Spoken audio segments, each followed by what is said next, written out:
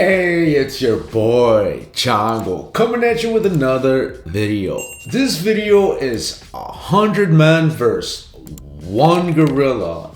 Everything you need to know, brought to you by Casual Geographic. Alright, so this is definitely a little bit different than what I normally post, right? But I've been seeing this floating around. I've seen this channel before. It's hilarious, so I figured I would check it out. I have some thoughts about 100 men versus 1 gorilla, so stay tuned. We'll talk about it here in a minute. With that being said, let's get right into it. 100 men versus 1 gorilla is just the newest online debate brought to you by people that have way too much time on their hands. And I'm no better, because here I am making a video about it. Because it's quickly gone from silly Twitter talk to what has to be a massive joke that I'm not in on. What's clear is one side is getting drastically overrated, while people obviously aren't taking the other side seriously. Plus, I love animals and arguments, so if you're looking for a video to eat your lunch with, or to be the soundtrack of your commute home, I'm going to break down the question you probably didn't care about in the first place. And by the end, you'll wonder how this was ever even a question. So here's the full truth of whether 100 unarmed men could beat 1 prime silverback gorilla. But first, we gotta understand what force of nature we're up against. Now, I do have a couple recent videos on gorillas, so to not repeat myself too much, I do advise that you check those out for further context. But basically everything we thought about gorillas back in the day was wrong. They're giant, non-violent, fart-happy pacifists, and the most dangerous thing about them is they can misunderstand regular human actions as an act of war. So while yeah, if you smile at a silverback enough times, he eventually will put beats on you like a Cherokee drum, most times a gorilla is just worried about the 6,000 calories he eats a day. And thank the stars for that. Gorillas are built like the developer had something to prove. They took the human model and said, drag to resize. The result is an alpha ape with a stronger bite force than a grizzly, allegedly, hands that can crush a crocodile's skull, allegedly, and just strength that we really have no way to truly comprehend. That man fully didn't plan to get casually ragdolled, but plans are always subject to change when you're around the prime ape. Gorillas might default to peace, but life is multiple choice. The question is, what kind of carnage comes when they choose violence? It's hard to imagine what a fully malice-motivated gorilla can do because it takes a lot for them to get to that point. The first phase of conflict involves using body language and gestures to send a message before hands even have to be thrown. Because for an animal that can spend over 12 hours a day eating, wasting calories on fights is poor resource management. The second phase of escalation usually involves pushing, grappling, and screaming in really short bursts. Gorillas fight the way they fuck. What I mean is, the phase they run are like how they're hung. Not long at all. Because again, most times gorillas don't actually want to fight. But what about when they do? Yeah, that would be phase 3, and that usually happens when 2 silverbacks throw down for control of a group. Losing such would mean losing the 3 F's: food, family, and the FCC won't let me finish, but stakes can make these fights to the death, and here's where we can see what gorillas are truly capable of. I found a research paper that detailed the injuries sustained in gorilla-on-gorilla fights, and based on that, you see a pattern. Those teeth are for more than just undressing trees, and losers are often found with lacerations and puncture wounds all over the body. And unlike a leopard, which leaves small puncture wounds, the canines of a gorilla cause large gaping tears in victims. Even if the gorilla's bite strength has been exaggerated, which we will get into, even lowballing them puts them at the level of a hyena. One gorilla named Inshuti had his foot completely crushed, with the tips of his fingers and ear bitten off. Gorillas also use their arms, not really to punch but to use as battering rams, and they've also been known to pull chunks of hair out with their hands. So safe to say, a gorilla's stiff arm to the back would crack your constitution like a glow stick and could dislocate or break human bones by accident. And with many victims also recorded with bite wounds to the face, you'd probably be able to unlock your iPhone from 20 feet away after a gorilla puts jaws on you.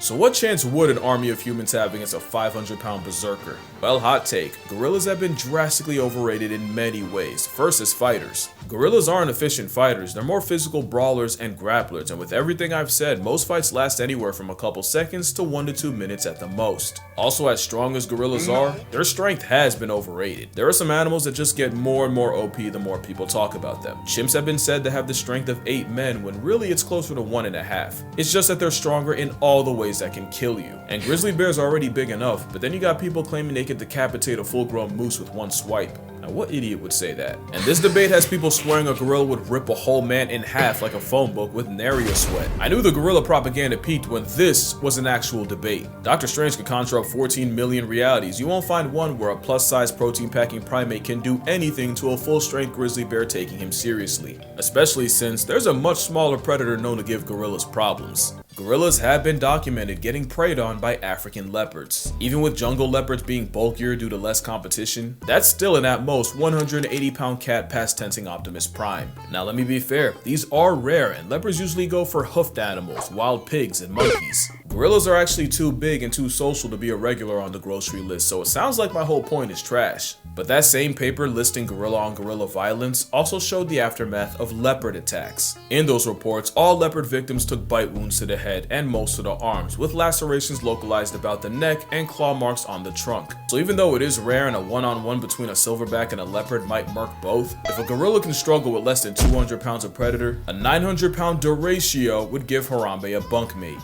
Also, against 100 men, there are some very real issues that could be game over for the gorilla. The big one is endurance. Gorillas are dangerously close to being hot girl fit. They're best using explosive bursts of energy, not sustained strain over a long period of time, and a fight against 100 humans would likely last hours. Which is really bad considering compared to us, gorillas have poor temperature control. Gorillas don't have as many sweat glands as humans, and if we're talking about mountain gorillas, the thick fur would make it a 101 versus 1.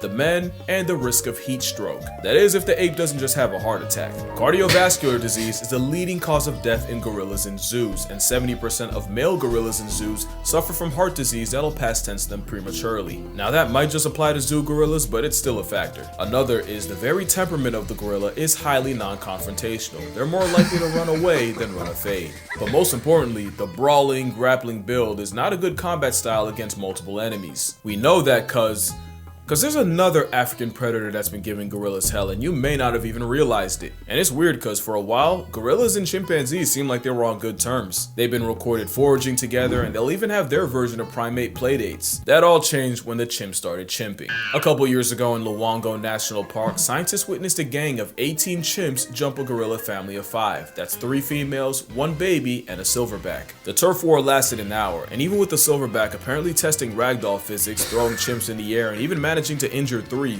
Eventually he was surrounded and chased off by 9 chimps. The adults got away, but the chimps managed to snatch the baby gorilla of the group, which was promptly eaten. The second attack involved 27 chimpanzees and 7 gorillas, and this time, the silverback made a business decision and immediately climbed out of the trees and fled the scene. Yes, comparing chimps to humans is comparing durians to jackfruit. The moral here is the one gorilla can not only be overwhelmed, but neutralized by numbers. Because if there's one thing that's being dangerously underrated, it's the power of friendship. Don't laugh, I'm serious. If you remember this picture, then you know this was the 100 Men 1 Gorilla of 2018. It's pretty self-explanatory. Everything here is coming for your life except the 2 you pick to run defense for you. And I'm just gonna kill the suspense. If one of those picks isn't the 10,000 rats, you have no idea how big 10,000 is. Add eagles for aerial support and the rest of the field would have over 200 rats to deal with each. And it's cause the power of plurality is one of the most broken strategies in nature. Mobbing refers to an anti-predator behavior where prey animals approach, harass, and sometimes attack their own predator. It's how one animal can shift an almost impossible matchup in their favor.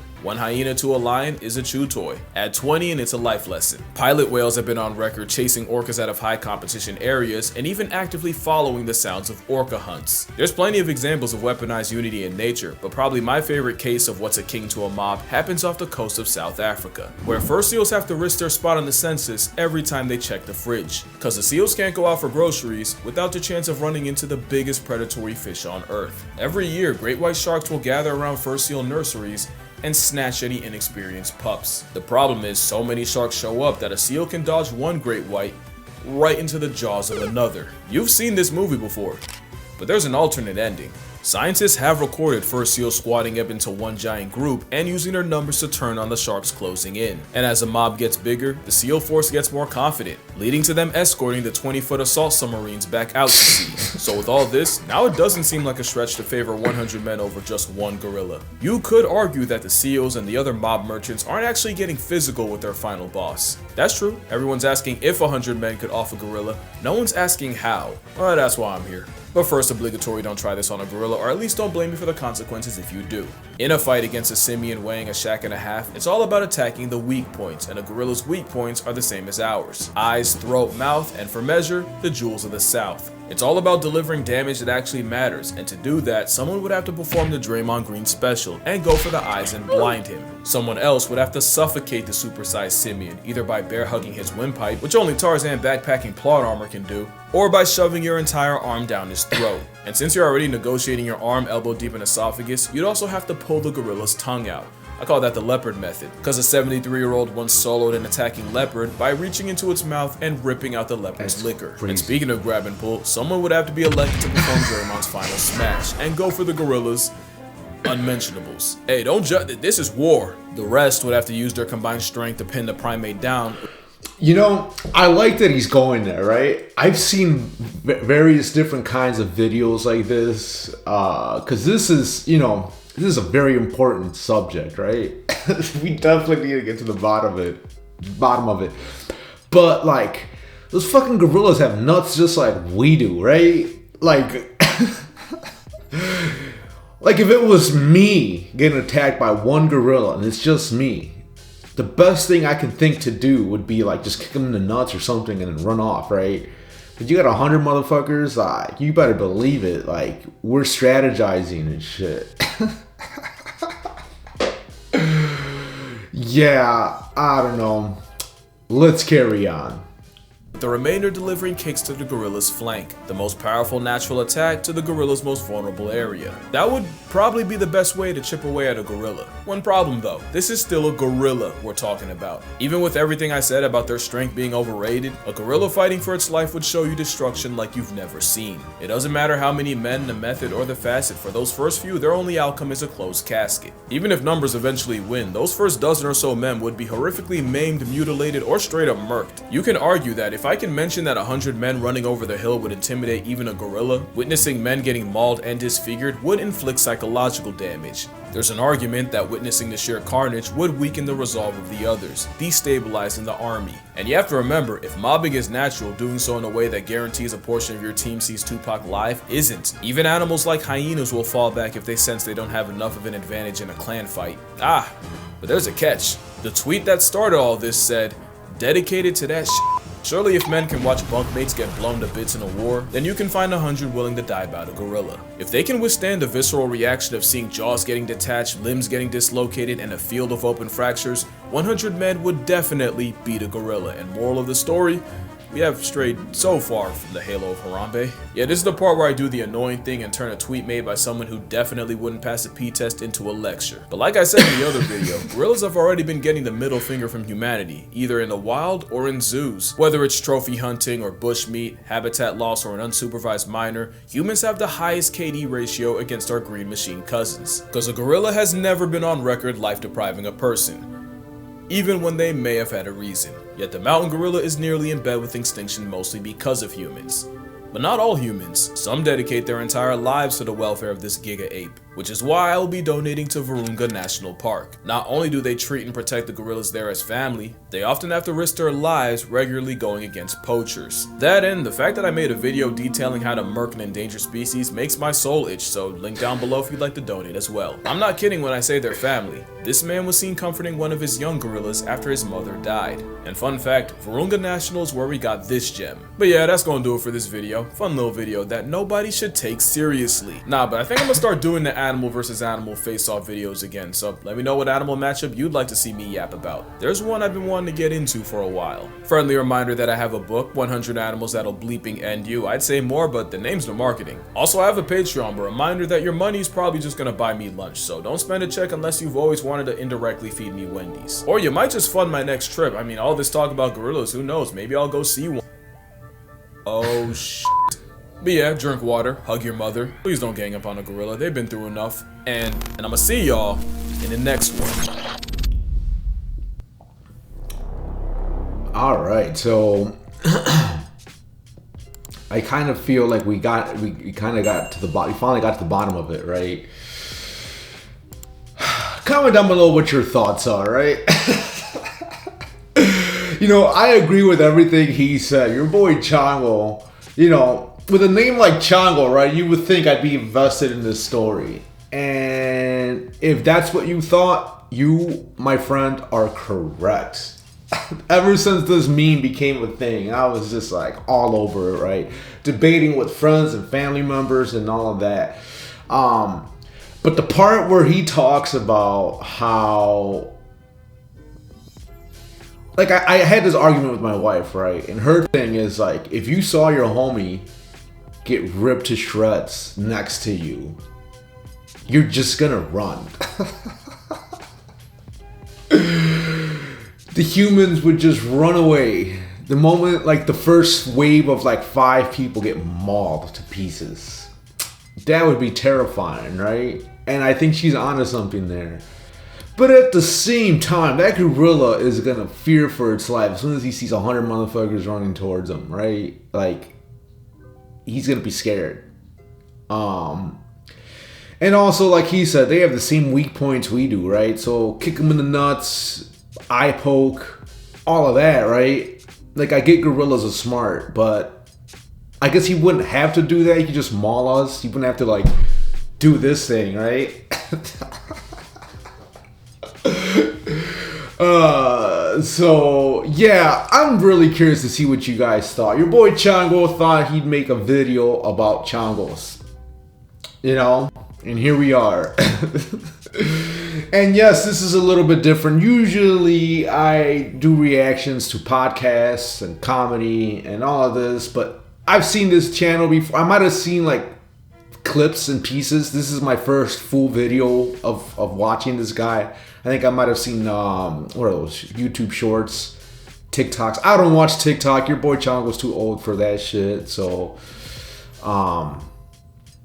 you know, it's not even that I'm too old. It's just, I feel like that's the kind of app that would suck you in. I've seen people just hook to it, and I don't want to be that guy, right? Yeah, I'm curious to see what you guys are, your thoughts are. I feel like this guy's the authority when it comes to animals, so part of me thinks that he's right.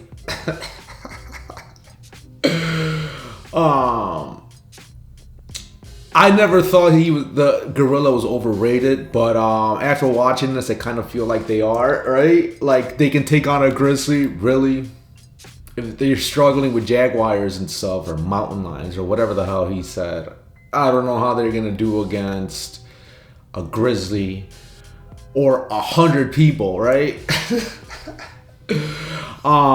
But yeah, like and subscribe if this is your first time watching this. Your boy Chango is trying to make it big, right? And you guys can definitely help. But yeah, go ahead and like and subscribe. That's all I really got. You guys take care. Peace out.